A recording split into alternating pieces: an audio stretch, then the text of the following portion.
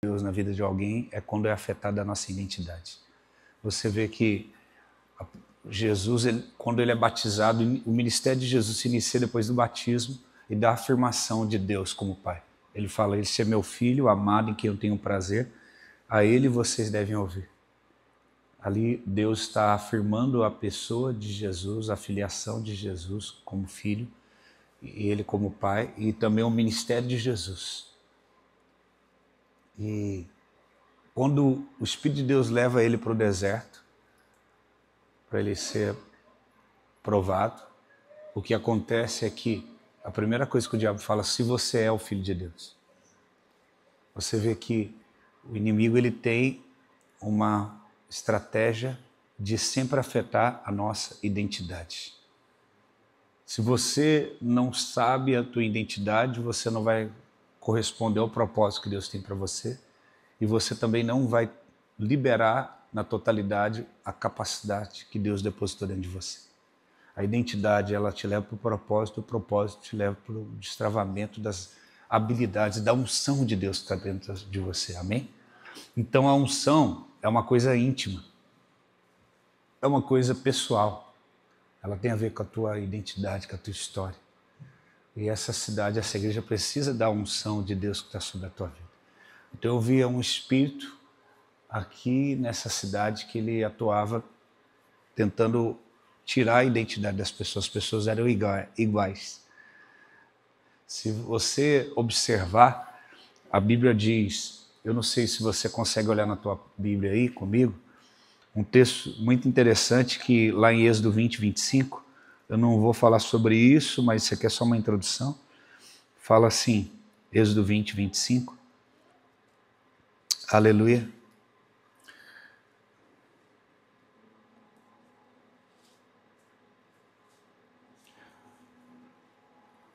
A partir do verso 24 diz assim, façam um altar de pedras para mim e sobre ele vocês sacrificarão as suas ofertas. E aí no 25 diz, e quando fizerem um altar para mim, não o façam de pedras lavradas, pois se fizerem uso de ferramentas, vocês terão profanado esse altar. Veja que aqui eu acredito que são pessoas, irmãos, talvez nem todos converteram aqui nesse ministério, vieram de outros ministérios. E talvez você já, em determinado momento do teu ministério, você questionou você mesmo, assim, poxa, eu me entreguei tanto, eu dediquei ali, parece que não houve um fruto. Houve um momento no meu ministério que eu questionei isso no passado. Deus, aquele tempo que eu me dediquei e entreguei, parece que não vejo ali o resultado. Não questionando assim, querer algo em troca, mas no sentido de eu queria poder frutificar em Deus naquilo que eu entreguei para Ele. E Deus falou comigo, nem sempre será sobre a oferta, mas sobre o altar. O altar é o fundamento que sustenta a oferta. Sempre o que vem antes, o fundamento que está sobre. Então, às vezes nós oferecemos a melhor oferta de tempo, dedicação, recurso, mas o nosso altar não era o melhor. A palavra diz aqui que um altar lapidado por pedras, ele é um altar profanado. Deus não vai aceitar a melhor oferta que seja sobre um altar profanado.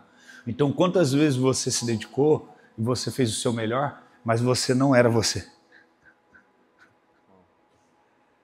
Você não estava movendo na sua identidade. Porque ele fala que um altar lapidado, ele não pode ser um altar que Deus recebe. O que é isso? Se você tenta imaginar na tua mente agora um altar de pedras, Deus está falando assim, todas as vezes que vocês quiserem a minha presença, eu tenho um ponto de ignição. Vocês levantam um altar. Né? Então eu vou profetizar, porque quando você está diante de um ambiente profético, tem que profetizar. Quando você for em Israel, você fala amém? Não vou falar se, falar quando você for em Israel. E se você já foi, você sabe que o deserto lá não é aquela areia arenosa, fina.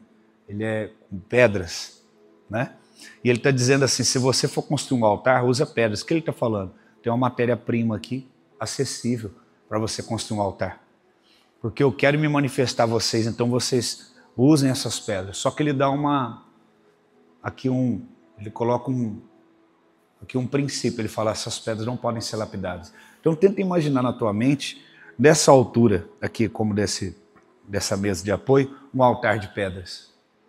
Consegue imaginar? Né? Então, essas pedras, elas não são iguais. Imagine agora que eu e Sacar vou montar um altar para Deus. Vamos lá. Aí eu escolho uma pedra maior como base, eu trago, coloco ela aqui, aí eu começo a colocar outras pedras.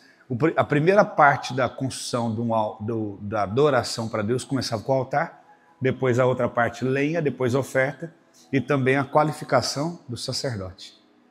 Então imagina que a primeira parte é as pedras. E aí você nem que saiu da primeira parte, porque quando você está na metade as pedras todas caem. E você tem que começar tudo de novo. Aí você pensa, nossa, seria mais fácil se eu pudesse cortar essa pedra aqui, que está toda hora desequilibrando, dar uma moldada nela, né?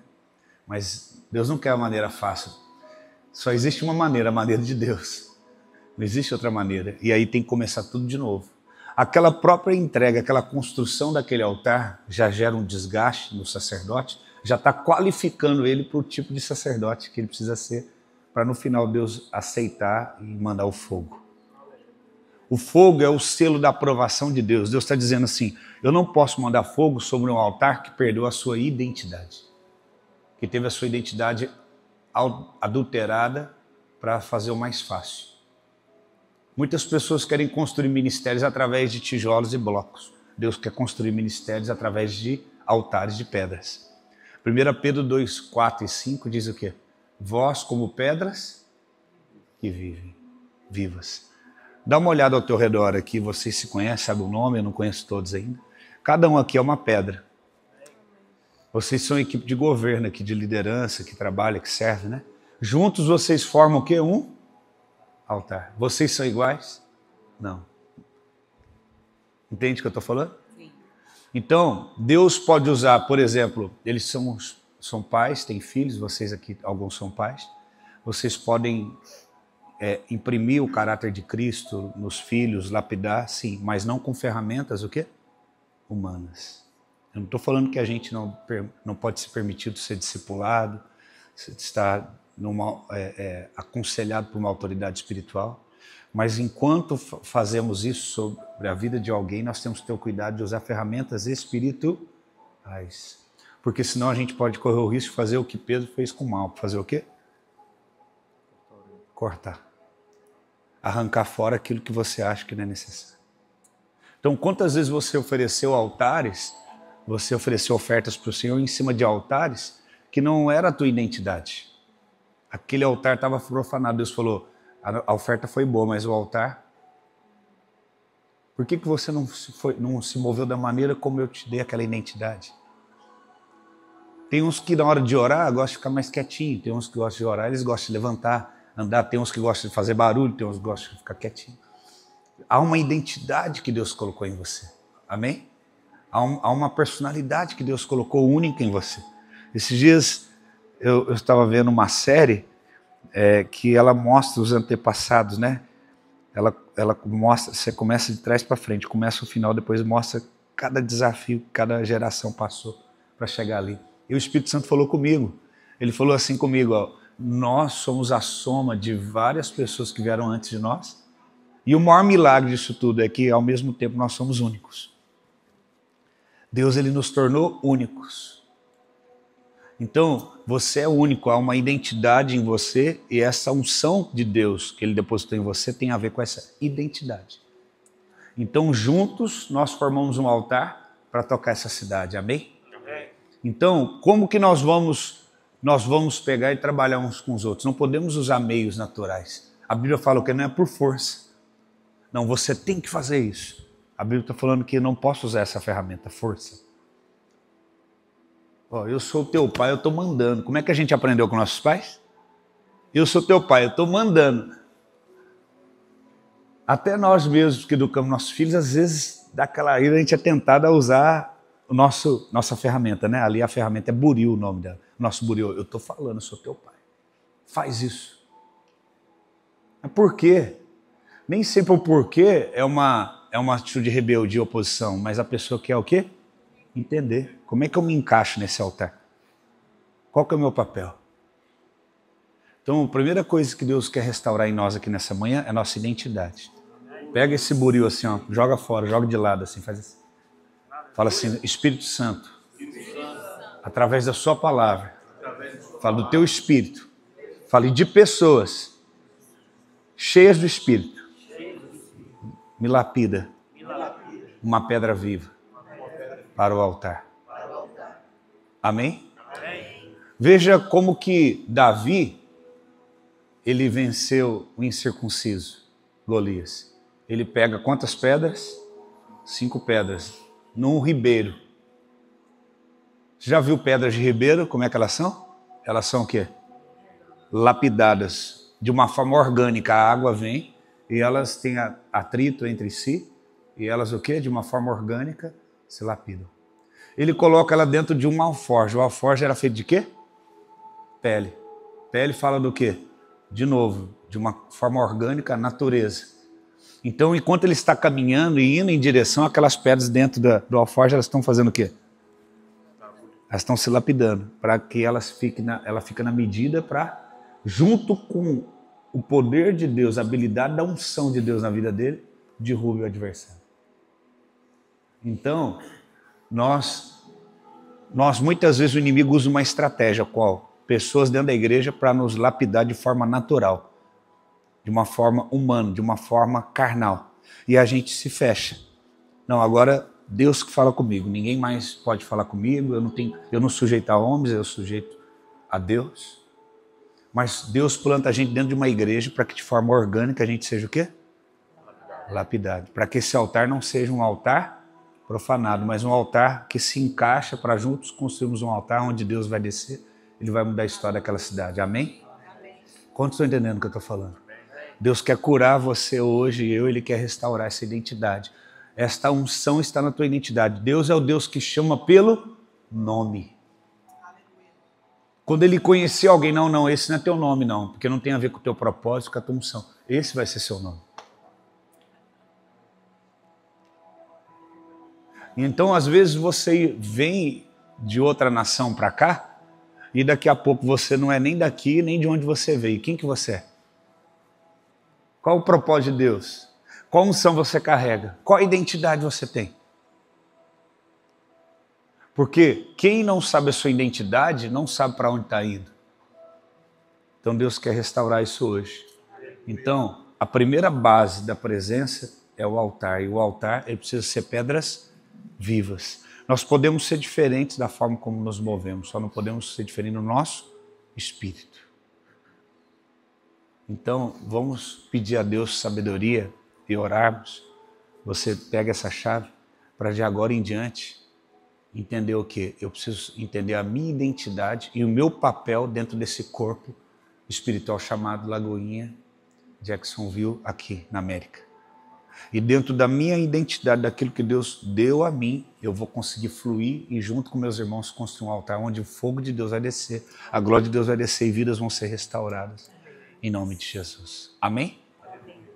Então, identidade. Uma das armas principais que eu vejo, se eu pudesse falar hoje nessa manhã, que o inimigo está tentando utilizar contra vocês, é identidade. Um problema de quem não tem uma identidade bem firmada é a comparação. A Bíblia fala que Asaf, ele cometeu um grande erro. Ele estava constantemente levantando altares para o Senhor, servia ali como um adorador, um levita, mas ele se comparou. E a Bíblia fala que os pés dele quase se resvalaram.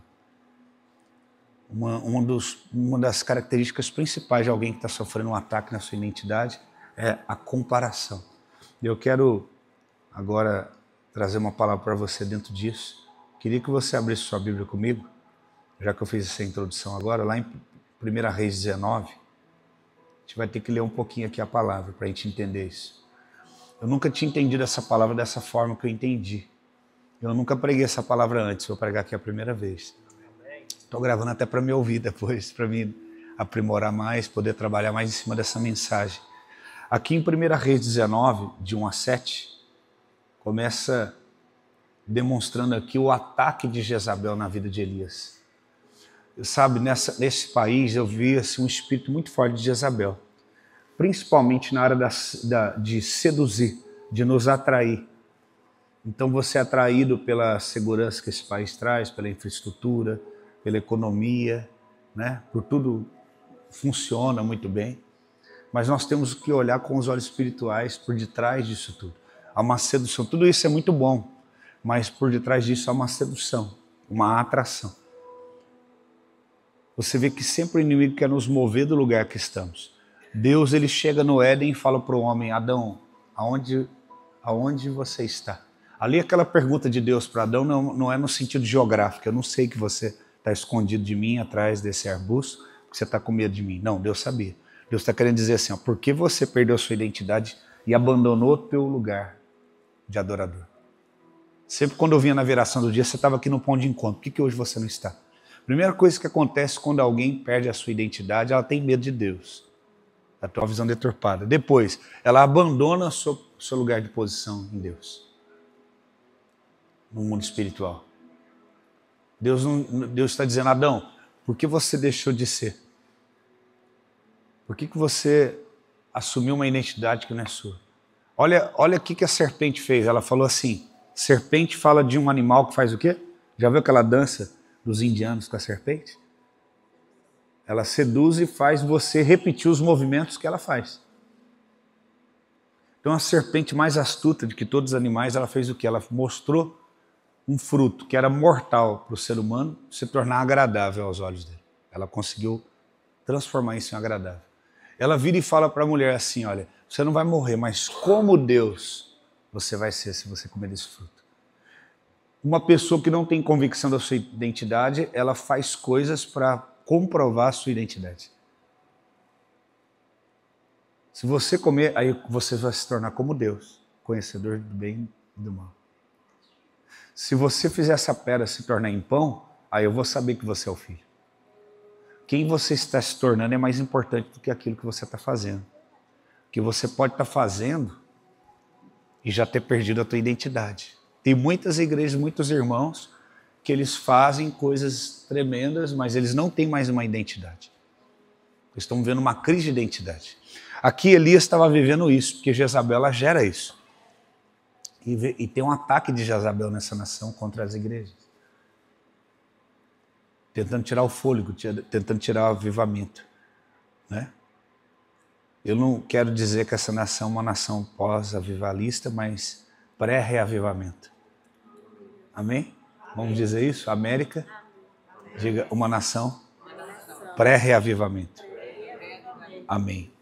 Aqui 1 Reis 19, 1 ao 7 diz: Acabe contou a Jezabel tudo que Elias havia feito e como havia matado todos os profetas à espada. Então Jezabel mandou um mensageiro a Elias para dizer-lhe que os deuses me castiguem se amanhã a esta hora eu não tiver feito com a sua vida o mesmo que você fez com a vida de cada um deles. Elias ficou com medo, levantou-se para salvar a sua vida. E foi e chegou a Berseba, onde pertence a Judá. E ali deixou o seu servo, diga, deixou o seu servo. Ele mesmo, porém, foi para o deserto, caminhando o dia todo. Por fim, sentou-se debaixo de um zimbro, sentiu vontade de morrer, orou: Basta, Senhor, tira a minha vida, porque eu não sou melhor do que os meus pais. Comparação. Deitou-se, dormiu debaixo de um pé de zimbro, e eis que um anjo tocou-lhe e disse: Levanta-te, coma. Elias olhou e viu perto da sua cabeça um pão assado, sobre pedras, em brasa, e um jarro de água. Comeu, bebeu e tornou a dormir. E o anjo do Senhor voltou a tocar-lhe e dizer: Levante, coma, porque a viagem será longa. Vamos parar aqui por enquanto, depois a gente continua. Aqui já dá para aprender muita coisa. Primeiro, nunca você deve ser reativo. Um homem e uma mulher de Deus, ele se move por revelação. Diga comigo, revelação. Revela a próxima ação. Então, quando você levanta um altar, o fogo de Deus vem como sinal da aprovação, como também a ausência, sinal da reprovação. O fogo vem e é lugar de resposta. Se você quer respostas para a tua vida, você precisa ter um altar particular. Você precisa ter uma vida de altar. Porque no altar Deus responde. O Deus que responder por fogo. Fogo fala de luz, de revelação. Todo homem, toda mulher de Deus, diante das oposições que tem, ele tem que levantar o altar para ter a revelação para o próximo passo. Elias esquece disso, ele reage. Nós não podemos ser reativos. Um reativo, ele já está debaixo da influência do espírito daquela cidade ou daquela nação. Alguém que levanta altares, ele tem fogo e revelação para andar à frente do seu inimigo. É uma guerra de altares. Então Elias ele reage pelo medo e ele tenta fugir. Ele se move então pelo medo, ele não se move por revelação, primeiro erro dele. Segundo circunstância, ele pede para que o servo dele, aqui não fala o nome, ele tinha um discípulo. Interessante que a gente fala muito de Eliseu, mas antes de Eliseu, aí nota-se que Elias ele tinha um discípulo, que ele estava treinando e preparando. Concordam comigo? Ele tinha um discípulo. Toda vez que a Bíblia fala servo, é alguém que está ali sendo preparado para dar continuidade naquilo que o outro está construindo. E aí ele fala assim para esse discípulo dele, fica aqui, eu vou sozinho. E o discípulo caiu na besteira de obedecer ele ficar. Porque se você se lembrar lá na frente, né, não precisa abrir lá, mas bem mais lá na frente, nós temos o texto onde Elias vai levantar Eliseu, ele fala, fica aqui, em Betel, fica em Gilgal. E qual foi a resposta de Eliseu? Tão certo como vive o Senhor e vive a minha alma, que eu não te deixarei. Esse Elias foi muito infeliz e ele contagiou no seu nervosismo e medo também o seu discípulo.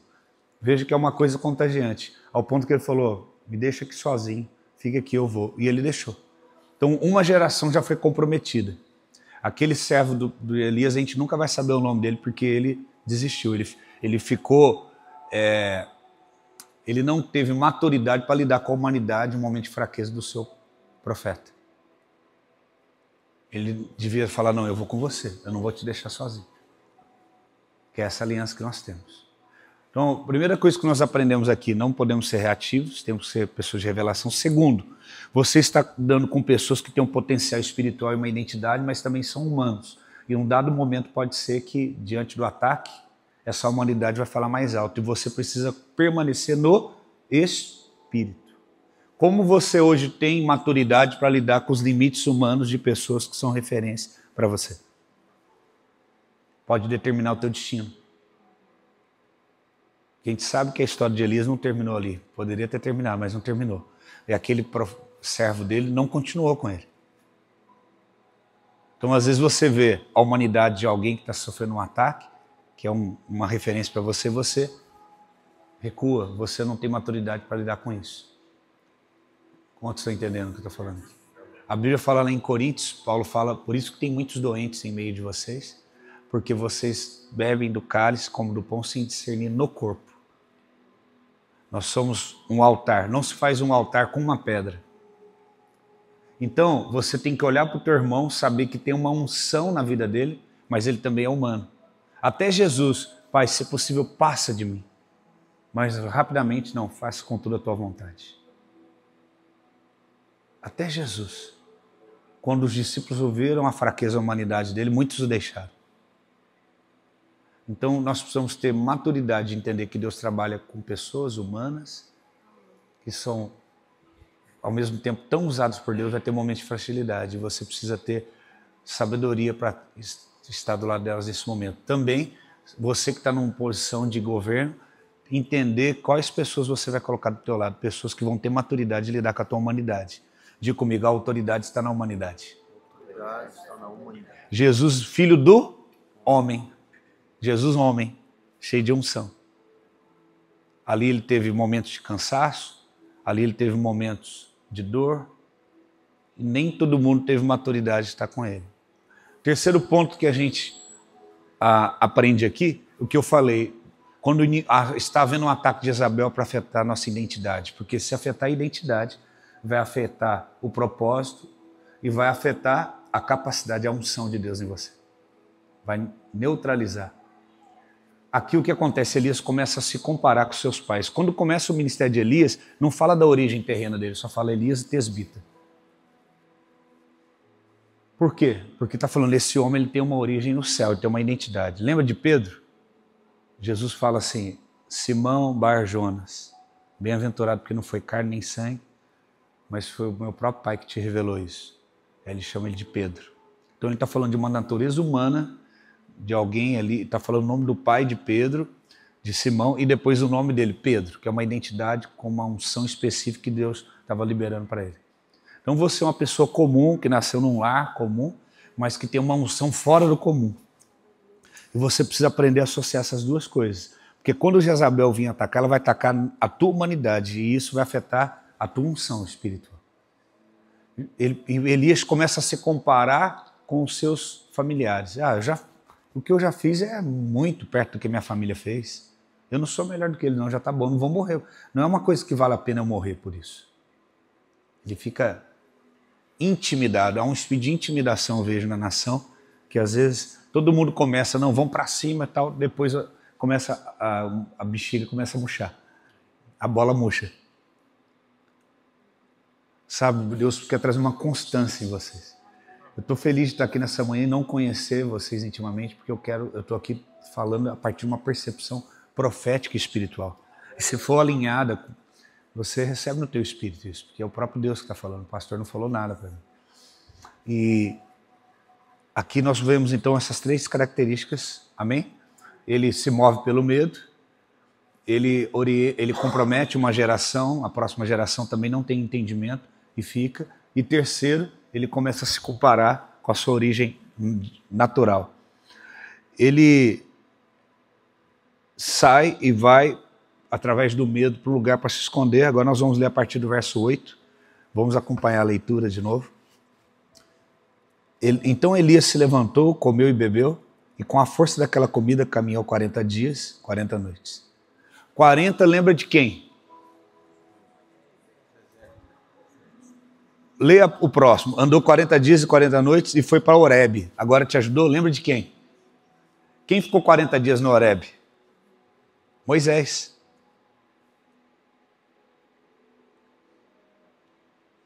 Moisés não ficou lá 40 dias? Interessante que Elias ele foi para onde? Está escrito aí, Horebe, o monte de Deus. E ali ele entrou numa caverna onde passou a noite. E eis que a palavra do Senhor veio ele e disse: o que você está fazendo aqui? Quando ele vai para Horebe, quando ele vai para aquele lugar, Deus, olha a pergunta de Deus: o que você está fazendo nesse lugar? Presta atenção, irmãos, nesse texto. Então a palavra do Senhor veio ele e disse: o que você está fazendo aqui, Elias? Ele respondeu: eu tenho sido muito zeloso pelo Senhor, Deus dos exércitos, porque os filhos de Israel deixaram a tua aliança, derrubaram os teus altares, mataram os profetas à espada, só fiquei eu, e eles estão querendo tirar minha vida. Então foi-lhe dito: saia daqui e fique diante do Senhor no monte. Eis que o Senhor estava passando e um grande e forte vento fendia os montes, quebravam as rochas diante do Senhor, mas o Senhor não estava lá. Depois houve um vento, um terremoto, mas o Senhor não estava no terremoto. Depois do terremoto veio um fogo, mas o Senhor não estava no fogo. E depois do fogo veio um som suave de um sussurro. Quando Elias ouviu isso, cobriu o rosto com o manto e saindo, pôs-se à entrada da caverna. E eis que veio uma voz e disse: o que você está fazendo aqui? Então o Senhor disse a Elias: vá e volte ao seu caminho. Você pode repetir isso? Volte ao seu caminho. Olha aqui para mim. Isso aqui é muito forte, essa palavra. Nós falamos aqui algumas circunstâncias que estão acontecendo com Elias. Ele se move pelo medo. Ele se compara com os seus pais. Ele foge para ficar sozinho, manda a outra geração deixá-lo. E agora o que ele faz? Ele procura caminho de 40 dias, Horebe. Horebe, na cultura do povo hebreu, muito forte, traz a ideia de Moisés. Sabe, irmãos, às vezes quando a gente está meio perdido, entenda o que eu vou te dizer aqui, estou orando para saber como te falar, para você entender. Não que nós não podemos ter marcos antigos, referências, mas às vezes quando a gente está tão perdido, não sabe para onde ir, que a gente procura alguém que é uma referência de autoridade, de fogo para nós, para a gente vou tentar seguir ali os mesmos passos, vou tentar ir por esse caminho para ter o que aquela pessoa teve. A unção ela é específica, irmãos. Deus ele é nominal, ele chama pelo nome. Samuel ele unge a Saul, e quando ele chega na casa de Jessé, ele vai para ungir aquele que aos olhos dele é o mais forte, é o mais preparado. Deus não. Essa unção, ela tem um nome, o Samuel. Ela é para uma pessoa específica. Deus não erra. Aos olhos de Samuel, quem tinha que ser ungido ali era um dos irmãos de Davi, mais forte, grande. Mas Deus já tinha escolhido o ser ungido. Ei, Saul, Deus te riscou, te tirou longe dele fazer tal coisa e da tua casa continuar no trono. Ele escolheu outro hoje. Atos 13:22, achei Davi um homem segundo o meu coração que fará toda a minha vontade. Irmão, um dia Deus achou eu e você. Isso é muito forte. E ele falou assim, eu vou dar esse propósito para você, dentro dessa identidade, eu vou te dar essa unção para você cumprir isso. E ele colocou pessoas na tua caminhada para potencializarem isso, para ativarem isso em você. Mas você não pode cair no erro de tentar imitar pessoas. Pessoas podem te inspirar, mas você não pode imitar pessoas. Eu me lembro, assim, vou falar de mim para você entender, que eu era imaturo, aquela vontade de servir a Deus, mas era imaturo. Eu assistia todas as pregações, vou falar o nome do Marcos Feliciano. E eu queria pregar igual ele. Então eu ia pregar nos lugares, eu punha um terno, eu imitava ele, eu imitava. Coloca o anjo ali, coloca o anjo ali. Hoje eu vejo, eu dou risada, né? Eu lembro, gente, eu tinha aquela vontade, aquela pureza, mas era imaturo, porque ainda não tinha convicção da minha identidade. Eu olhava, Deus, coloca, e aonde tiver um crente, renova ele agora. Eu achava que eu estava arrebentando, eu achava que era o máximo. E Deus foi paciente comigo, até que Deus mostrou, filho, você sabe quem você é no Espírito, você sabe a tua identidade? Olha sobre a ceia que eu estou falando. Por que tem muitos doentes? Na hora que vocês vão tomar ceia, você não tem discernimento quem é você, nem quem é teu irmão que está tomando ceia com você. Você tem que saber quem é ele no Espírito. Nazaré aceitou a mensagem de Jesus e rejeitou ele. Genezaré, assim que ele desembarcou, já reconheceu ele. As pessoas só vão usufruir da unção que você carrega quando reconhecer a tua identidade. Mas a primeira pessoa que tem que reconhecer a identidade sua é você mesmo. Porque a unção é nominal. Ele tem uma unção nominal, eu tenho uma unção nominal. Não adianta tentar ser que nem eu querer ser que nem ele, embora possa admirá-lo, respeitá-lo e aprender e absorver muitas coisas. Eu tenho uma identidade singular. Quando Jesus ele olha aquela multidão na multiplicação dos pães, eu gosto desse texto que fala assim, que havia uma grande multidão. Mas o texto tem um segredo, fala assim, e olhando para cada um deles. Você pode ter o melhor pastor do mundo, glória a Deus, mas ainda assim, ele nunca vai conseguir olhar para essa igreja e olhar o coração e a intenção e o que cada um necessita. Ele não vai conseguir, porque só Deus. Deus ele consegue olhar quando o culto domingo está cheio aqui, ele consegue ver todo mundo e consegue ver cada um. Ele sabe o que cada um está passando, ele sabe a intenção de cada um, ele sabe o potencial de cada um. Deus colocou um potencial dentro de você, uma identidade. E aí que vem a submissão. Aí quando você anda em unidade, você entra em submissão. Você pega a tua identidade, aquilo que você construiu, para andar junto com alguém. Eu não estou falando isso fazendo uma apologia para andar sozinho, você está entendendo o que eu estou falando, né? E então Elias, quando ele está em crise, porque Jezabel ataca a identidade, ele fala assim, já sei, eu vou para Horebe. Porque ele lembrou de quem? Moisés.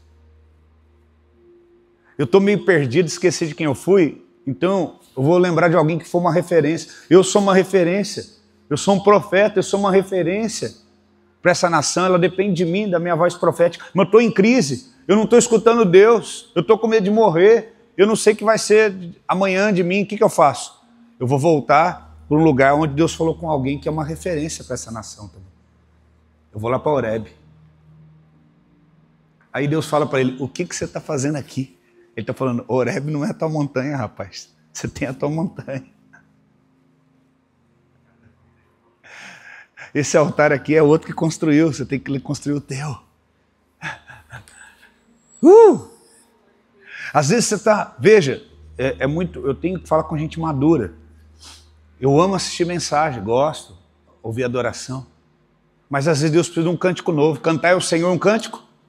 Mas o que você está cantando? Não sei, Deus está dando. Igual ele ali, 10 minutos, cura o nosso coração. Mas que música é essa? Eu não sei cantar. É que você está acostumado a cantar música que só as pessoas que têm inspiração e fazem. Faça você uma canção agora. Canta uma canção nova. Constrói. Para de ir para Horebe toda hora. Levanta um altar para você também, vai.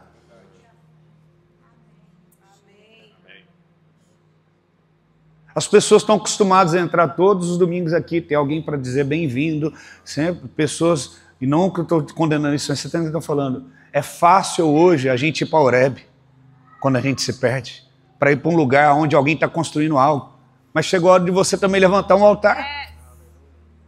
Eu vou te dizer com todo respeito, há uma unção de Deus sobre esse ministério, sobre Lagoinha, e há uma característica, só que quem está em Jacksonville é vocês que precisam levantar um altar nessa cidade. Orlando não vai vir aqui levantar um altar. Vocês precisam fazer a parte de vocês que cabe dentro desse ministério global chamado Lagoinha. Vocês precisam levantar um altar aqui agora. Quando eles deixam Orlando e são enviados para cá, comissionados, sabe o que eles estão fazendo? Nós vamos ter que ir para um outro lugar para chamar de nosso e para levantar um altar ali. Ai, mas lá em Horebe, lá em Orlando, era tão gostoso, já chegava, a igreja estava tudo funcionando, estava tudo bonitinho. A igreja já tinha tudo redondinho, já era tão mais leve. Mas o que você está fazendo aqui em Horebe? Eu te coloquei lá em Jacksonville. Vamos? Assim, Horebe é para você lembrar de lá e construir um altar igual aqui também. Não um lugar para você ficar visitando, para você falar, não, vamos. O que você está fazendo aqui? Eu acho que aqui nos Estados Unidos está muito difícil. Eu tenho que ir lá no Brasil de novo para dar uma cargada para voltar e tal. O que você quer voltar em Horebe? Não tem nada em Horebe para você. E como que Deus se manifestou em Horebe para o povo? Desceu fogo e o quê? Quebrou as rochas. Veio um terremoto, sacudiu um monte. Veio um vento. Aí veio o terremoto, Elias olhou, Deus não está nesse terremoto. Mas era assim que ele se manifestava em Horebe com Moisés, eu achei que ele ia fazer assim comigo também. Deus ele fendia as rochas estão fendendo, mas ele não está nisso. Olha o fogo caindo em Horebe, mas quando o fogo caía, Moisés já manteava. Eu não estou sentindo nada.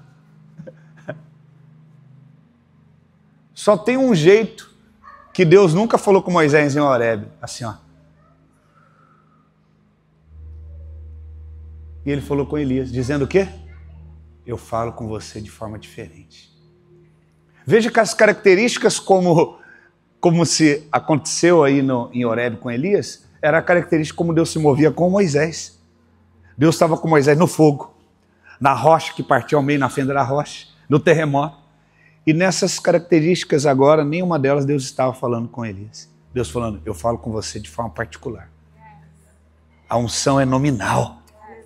Vocês estão aqui assim, Jacksonville, e estão assim, ai meu Deus, no começo eu estava achando que eu não ia ganhar essa cidade, agora eu já não sei, eu estou meio assim, eu estou meio desanimado, estou sentindo uns ataques, eu acho que agora nós temos que, pastor, eu acho que nós temos que fazer isso. Pastor, eu vi um vídeo no cenário, agora nós temos que fazer aquilo. Pastor, não existe uma identidade que Deus deu para vocês, essa cidade é específica.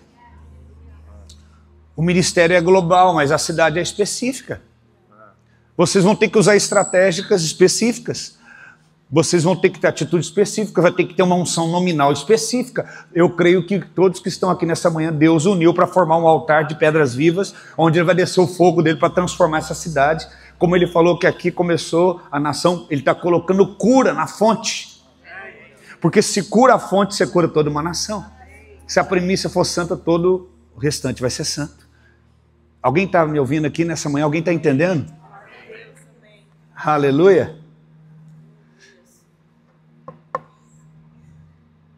Horebe, Monte Sinai, local onde Deus entregou a lei para Moisés e os israelitas.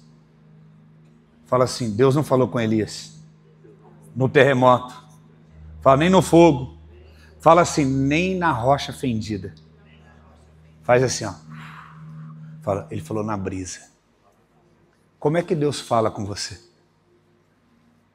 Eu lembro de um corinho que a gente era criança, era assim, fala comigo agora, Senhor, fala comigo agora, Senhor. Fala comigo agora, porque meu coração anseia ouvir tua voz. Imagina os bola querer imitar os assembleanos. Não, os assembleanos, eles usam coca, então não vão começar a usar coca, vão parar de usar. Imagina os assembleanos. Não, agora, rapaz, a Lagoinha está explodindo. Não, agora tem que mudar. Cada um tem o seu monte, a sua identidade, porque a unção é nominal. Você não é uma salada de frutas. Deus plantou aqui nessa cidade, nesse país, nessa nação, nessa igreja, com esses pastores, porque eu creio que Deus deu identidades e unções nominais para que vocês juntos possam viver isso. Você não vai viver mais em crise de identidade, pode dizer amém? Você não vai viver mais volúvel. Amanhã você quer ganhar a cidade, amanhã você está querendo ir embora daqui. O seu problema não é geográfico, o seu problema é dentro. É interno, tem que ser resolvido hoje. Tem que ser resolvido isso hoje. Deus fala de modo pessoal, diferente. Elias vence essa crise. Ele levanta Eliseu, uma outra geração, que faz 2 vezes mais do que ele fez. Eliseu fala para ele assim, Elias olha para Eliseu e fala, o que você quer? Pede que eu vou te dar. Quando eu for tirado de você, olha o segredo, quando eu for tirado de você, o que ele está querendo dizer? Você já me tem. Aí Eliseu podia falar, eu quero a tua unção, eu quero o dobro da tua capa, da tua unção. Ele vira e fala assim, eu quero ser o dobro do homem que você é, eu quero ser o dobro do teu espírito, quero ter o dobro da tua entrega, quero ter o dobro dessa identidade, quero ter o dobro dessa dedicação que você tem com Deus, quero ter o dobro desse zelo, quero ter o dobro de santificação. E você pediu algo muito difícil. Mas se você me ver quando eu for tirar de você, você vai receber isso. Fica aqui, não fico, eu vou com você. Fica ali, não, eu vou com você. E o último ato de Elias, abrir o Jordão, foi o primeiro de Eliseu. Abre o Jordão também. Ele começa de onde o outro parou. E Elias é levado aos céus. E lá na frente, imagina assim, Jesus, agora você vai achar legal. Elias estava em crise e ele queria ser... Quem que era o herói de Elias? Moisés. Aí agora Jesus está lá com João, Pedro. E aí, vem na montanha comigo, vamos escolher uma montanha nossa. E aí Jesus transfigura. Aí quem que aparece de um lado? Moisés. Aí quem aparece do outro? Elias. Uau, Moisés. Jesus, eu estou aqui também. Por que ele estava lá, irmãos? Porque ele foi fiel à identidade que Deus nominou para ele.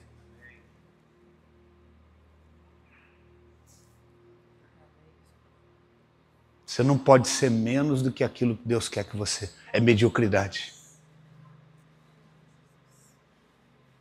Humildade não é pensar menos de você.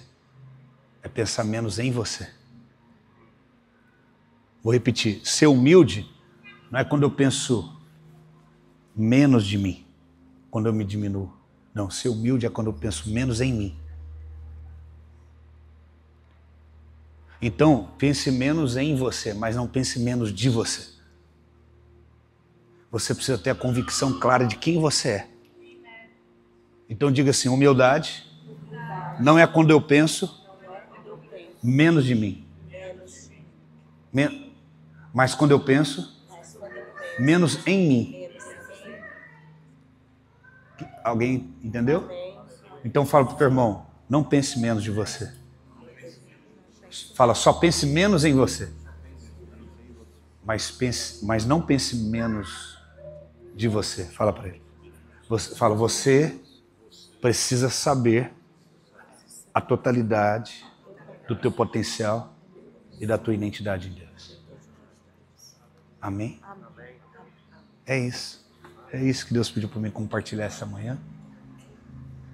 Eu estou livre aqui no Espírito e senti de compartilhar essa palavra. É a primeira vez que Deus me dá essa palavra. E quero presentear vocês com essa mensagem.